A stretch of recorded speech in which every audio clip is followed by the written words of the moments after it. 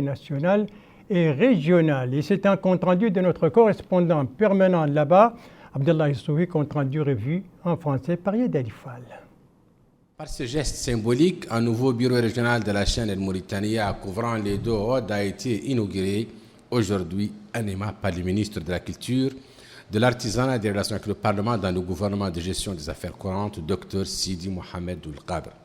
L'événement a donné lieu à un échange de discours entre les ministres et le directeur général d'Al Mauritania.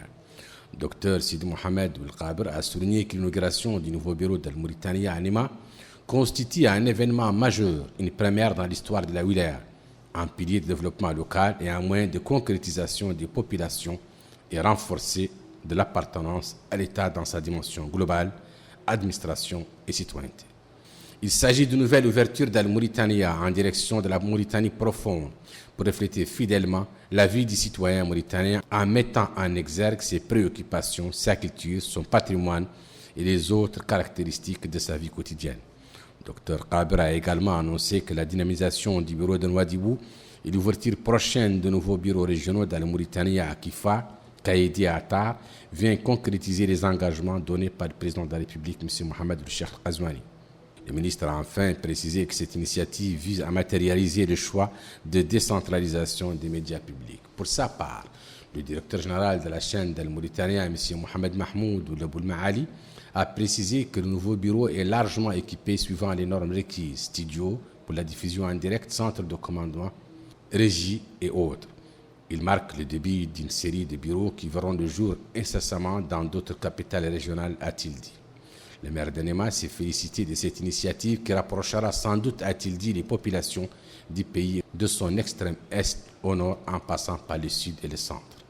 Le ministre s'est rendu dans les locaux du bureau et a pu écouter des explications sur le fonctionnement et l'organisation de cette nouvelle structure. Voilà donc pour l'inauguration de ce nouveau bureau régional d'El Mauritania. D'autres bureaux vont suivre, bien entendu, vous venez de l'entendre dans le reportage. Le bureau de Néma est chargé de deux Audes. Les autres bureaux, d'abord celui d'Ekifa qui sera chargé de la Saba, du Gudimacha et du Tagan, celui de Kaïdi qui sera chargé du Gorgol, du Brakna et du Trarza, et celui d'Attar qui sera chargé des régions du Nord, autrement dit l'Adrar, Terzemour et l'Inchiri. Toujours à Néma et toujours une inauguration et toujours présidée par le ministre de la Culture, de l'Artisanat et des Relations avec le Parlement dans le gouvernement chargé de la gestion des affaires courantes. Il s'agit de l'inauguration d'une salle de lecture, et c'était aujourd'hui également, et cela dans le bureau, dans la délégation régionale du département de la culture, de l'artisanat et des relations avec le Parlement. C'est un compte-rendu de l'un de nos correspondants permanents là-bas, Abdallah Yislim, compte-rendu revu en français par Abdelrahman Hamad. Par la coupure de ces ribans, le ministre de la Culture, de l'Artisanat et des Relations avec les Parlements, du gouvernement d'expédition des affaires courantes, M. Sidi Mohamed Ould-Qabr inaugure une salle de lecture dans la ville de Néma, capitale régionale de la wilaya de Oud al-Sharqi. La création de cette salle de lecture s'inscrit dans le cadre des efforts du département visant la diffusion des cultures et des savoirs dans les pays à travers l'ouverture des salles de lecture dans l'ensemble des capitales régionales des wilayas du pays. Le délégué régional de la culture, de l'artisanat et des relations avec les parlements dans la wilaya de Oud al-Sharqi, Hasni Ould Sidati, a loué cette réalisation qui va permettre aux jeunes de la wilaya de communiquer et de savoir ce qui se passe dans le monde à travers l'Internet. En marge de la cérémonie d'ouverture, le ministre, qui était accompagné d'Iwali et des autorités administratives et sécuritaires, s'est rendu dans les différents stands de la délégation de la culture, de l'artisanat et des relations avec les parlements qui comporte une exposition de produits artisanaux avant de tenir une réunion avec les acteurs du secteur pour écouter leurs problèmes afin d'y chercher des solutions idoines.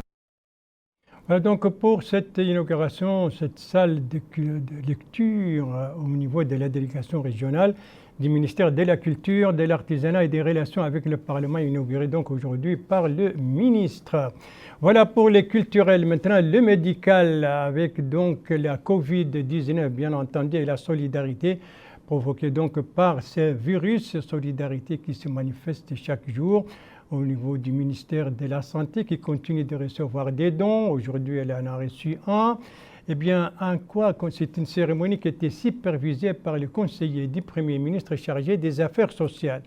Alors, qui est le donateur et en quoi consiste ce don? Élément de réponse avec Rabia Dida. Ce don, composé de matériel de désinfection et de médicaments, est un don de la région de Nouakchott au profit des départements de la santé, des affaires islamiques et de l'enseignement originel, de l'enseignement secondaire et des fédérations des pêcheurs et des transports. Ce don permettra notamment de contribuer à limiter la propagation de la pandémie du coronavirus. Ce don que nous venons de recevoir de la part de la région de Nouakchott entre bien entendu dans le cadre de la solidarité du Fonds national de solidarité qui a été mis en place par son Excellence, Monsieur le Président de la République, Mohamed Ould Cheikh El Ghazouani. Il est composé de plusieurs items, principalement des gels hydroalcooliques, mais aussi des masques.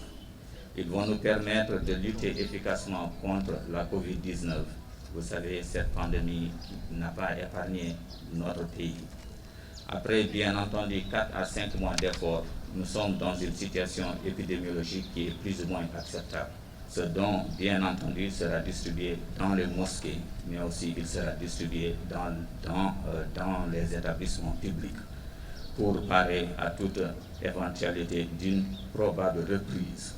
Si je dis reprise, ça veut dire que la COVID-19 n'est pas encore entièrement éradiquée, mais nous sommes en phase d'éradication.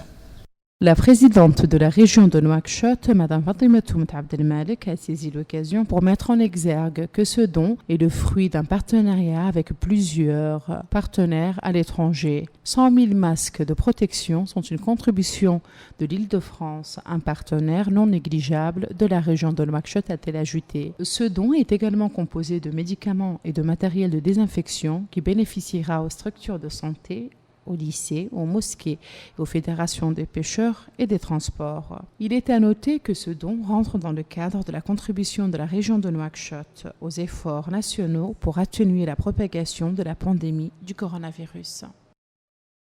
Voilà pour cette cérémonie de don donc du Conseil régional de Nouakchott au ministère de la Santé dans le cadre de la lutte contre la COVID-19. Justement, la situation épidémiologique du pays en cette journée.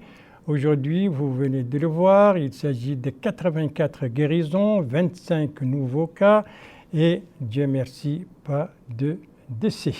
0 décès donc. Tout cela,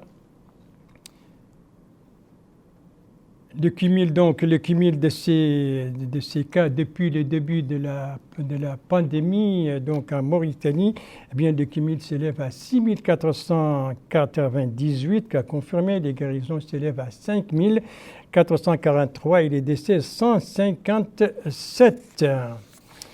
Voilà l'actualité donc avec les journalistes, avec cet atelier de formation qui vient d'être organisé par l'Agence mauritanienne d'information, atelier de 3 jours dont la clôture s'est déroulée aujourd'hui. Alors, combien de journalistes ont participé, ont profité de cette formation, de cet atelier de formation et quel était son thème? Élément de réponse avec Yedali Fall. L'atelier de formation sur la communication en période de crise sous le thème communication des risques et engagement communautaire a pris fin aujourd'hui à Nouakchott. 60 journalistes ont bénéficié de la formation 3 jours durant. Le conseiller du ministre de la Culture, de l'Artisanat et des Relations avec le Parlement, M. Sidi Oulemjad, a estimé que l'atelier était une occasion importante pour l'acquisition de nouvelles compétences afin de mieux faire face aux situations exceptionnelles. Il s'agit également d'une contribution au renforcement des ressources humaines et une promotion de l'activité journalistique, a-t-il dit. Pour sa part, le directeur général adjoint de l'Agence mauritanienne d'information a déclaré que la lutte contre les fausses nouvelles était l'une des thématiques longuement abordées durant l'atelier. L'information est importante, mais la désinformation est très puissante. Notamment avec l'émergence des réseaux sociaux, ceci conduit à une multitude de diffuseurs de l'information et c'est pour cela que les populations ne savent pas toujours que faire, a-t-il conclu. De son côté, le représentant de l'OMS en Mauritanie, Dr Abdussalam Gueye, a souligné que cette rencontre était une occasion pour les participants de partager un maximum d'informations sur la gestion de l'épidémie du Covid-19 en Mauritanie et de mettre en exergue le rôle fondamental que joue la presse dans la lutte contre ce genre de fléau. Des attestations ont été distribuées aux participants. Voilà pour cet atelier de formation donc, sur la communication en période de crise organisé par l'Agence mauritanienne d'information. Atelier qui vient de se dérouler à Nouakchott pendant 3 jours, clôture donc aujourd'hui. Merci de suivre les JTF de Mauritanie, la suite du journal avec 3 étapes. La première, ce sont les plages de Nouakchott. Ces plages très prisées par les Nouakchottoises et les Nouakchottois, particulièrement en période de fête et surtout en cette période de grande chaleur. C'est la période donc des pluies et le problème de sécurité de ces plages se pose, surtout que ces plages ont connu ces derniers temps des noyades, particulièrement de jeunes, et les secours sont venus en retard. Abdelrahman Hamad. Par ces journées étouffantes de la saison de l'hivernage, rares sont les Nouakchottois qui ne seraient pas heureux de pouvoir se rafraîchir au bord de la mer pendant le week-end ou les fêtes. Mais la question de sécurité reste l'un des problèmes majeurs qui persistent sur nos plages. Cette dernière fête des sacrifices, Eid al-Adha al-Mubarak, 3 jeunes se sont noyés sur la plage et les sécuristes n'étaient pas en place au moment opportun. La cause principale de ce genre d'accident est le manque de vigilance, a indiqué ces citoyens, qui expliquent que la principale raison des noyades est l'inconscience de nombreuses personnes persuadées de savoir très bien nager, appelant les pouvoirs publics à mettre sur les plages des équipes de la protection civile équipées et prêtes à intervenir. Réagissant à ces interventions, le délégué général de la protection civile et de la gestion des crises a d'abord présenté ses condoléances aux familles affligées, confirmant que la délégation s'attelle actuellement à l'élaboration d'une stratégie pour la protection des visiteurs des plages.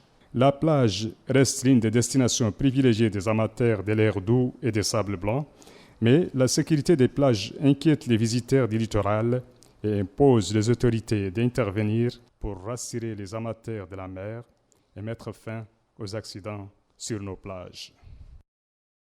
Donc pour la situation dans les plages, et d'ailleurs récemment le ministère de l'Intérieur et de la décentralisation a mis en garde et a appelé à la prudence et à la vigilance justement à la plage de Nouakchott, mais aussi à celle de Nouadhibou. Et on va rester toujours dans le domaine de l'eau, mais cette fois, c'est à l'intérieur du pays, précisément au Hod de Charqi, la Muqata'a d'El-Nema, surtout à la suite des récentes, des dernières pluies.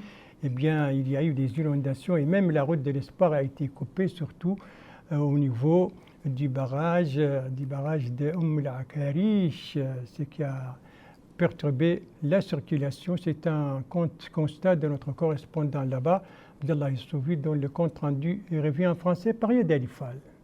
C'est la saison des pluies et les eaux retrouvent leur nid pour imposer leurs lois. C'est le cas ici à Mat-la-Karish. Si les bêtes s'adaptent facilement, comme c'est le cas des vaches, les machines connaissent d'énormes difficultés en ces lieux. Il faut s'arrêter et trouver d'autres moyens pour traverser. Les passagers se plaignent de cette situation, certains sont là depuis l'aube, disent-ils. Dans les situations normales, les hommes montent dans les voitures pour traverser des centaines, voire des milliers de kilomètres. Mais ici, ce sont les hommes qui tirent ou poussent les voitures pour traverser, et cela avec de gros risques. Tout cela se fait au grand bonheur de ces jeunes hommes qui font traverser les voitures avec 3000 ouguiyas chacune. Les titres de tout terrain ne semblent pas fonctionner dans ces endroits.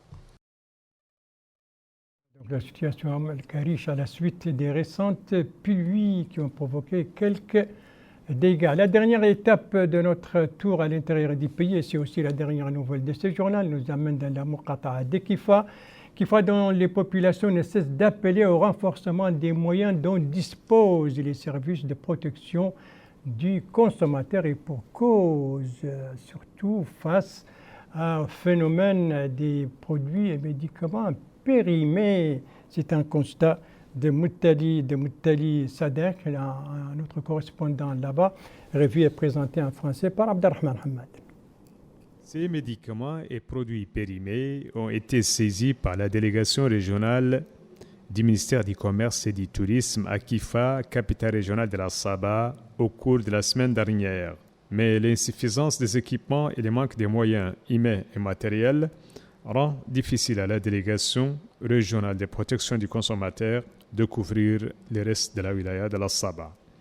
C'est ce qui a confirmé cet activiste dans le domaine de la protection du consommateur qui appelle à l'ouverture de délégations aux sections de protection du consommateur dans toutes les muqata'a de la Saba.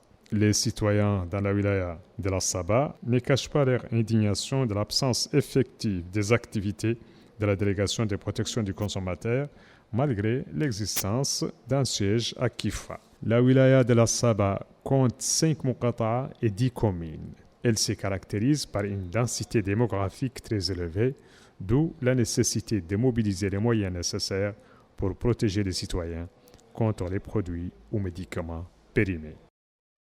Appel donc des populations de Kifa et de la Saba d'une manière générale face donc à ce phénomène des produits et des médicaments périmés. Voilà, ce journal est à présent terminé. Merci à vous, madame, mademoiselle, monsieur, de l'avoir suivi. Merci bien entendu aux équipes rédactionnelles et techniques qui ont participé à sa conception. Je vous en rappelle les principales informations. Ici, c'était aujourd'hui à Néma l'inauguration du nouveau bureau régional de Mauritanie, inauguré par le ministre de la Culture, de l'Artisanat et des Relations avec le Parlement dans le gouvernement chargé de la gestion des affaires courantes. Ici, c'est ce don de produits et de matériel médical don du Conseil régional de Nouakchott pour le ministère de la Santé dans le cadre de la lutte contre la Covid-19. Justement, la Covid-19, la situation aujourd'hui, 84 guérisons, 25 nouveaux cas et Dieu merci, 0 décès. Voilà, il me reste plus qu'à vous souhaiter une très bonne fin de soirée, une très bonne fin de semaine, bien entendu tout en restant chez vous avec des mains régulièrement lavées au savon et avec de l'eau, surtout quand vous sortez par nécessité de la maison et surtout quand vous rentrez aussi de votre randonnée. Et bien entendu, le masque est nécessaire quand vous sortez. Ne toussez pas comme ça en plein air. Il faut tousser surtout dans le creux du coude. Pas de poignée de main, pas d'accolade.